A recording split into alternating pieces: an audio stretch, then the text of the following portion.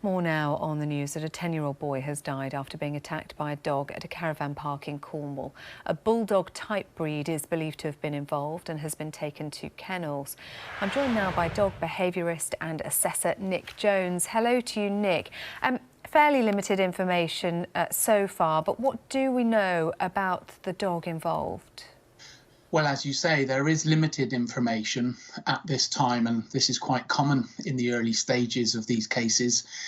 Allow me maybe to just say quickly that my personal condolences to the family and all concerned with this, because there is always a tragedy here, not just for the loss of this child, but inevitably, most likely for yet another canine being destroyed. Yeah, I was going to ask you what would happen to the dog involved in this. At the moment, taken to kennels, what next?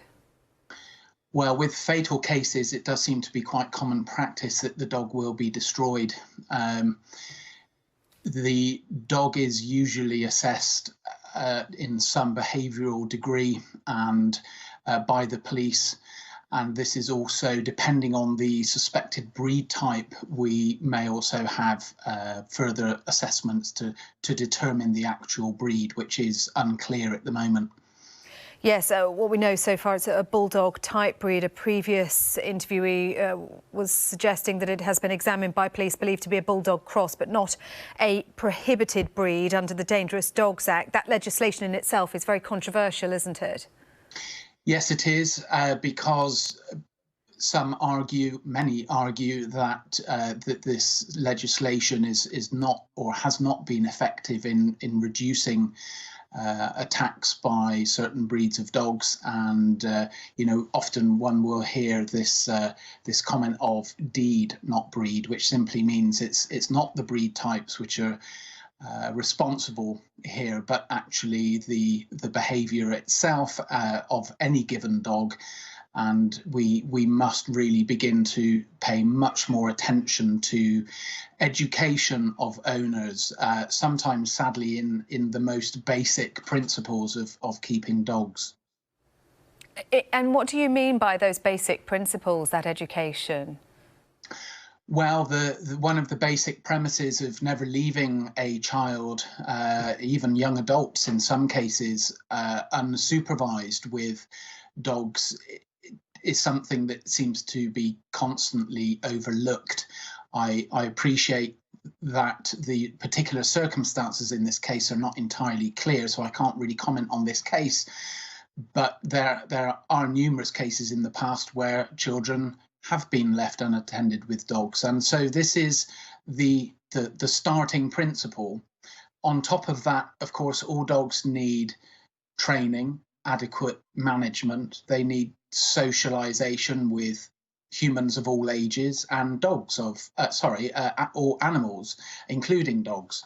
So there's so much to keeping a dog that people, in some instances, are overlooking these basics.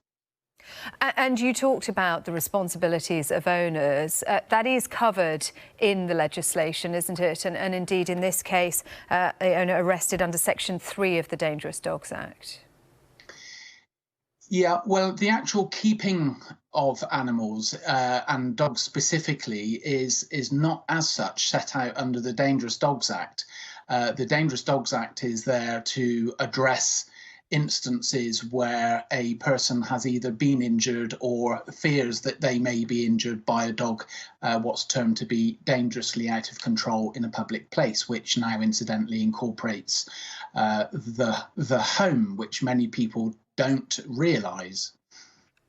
Yeah, that was an update in 2014, I believe, to the law, wasn't it? That's right. There have been numerous updates to the Dangerous Dogs Act. So, in fact, now the Dangerous Dogs Act, and I won't profess to be an absolute expert in all of aspects of dog law, because it is very convoluted, but the Dangerous Dogs Act itself has suffers really from a number of add-on legislature changes, and this makes it very complicated to understand, let alone enforce. OK. Nick Jones, thank you very much indeed for your thoughts this afternoon.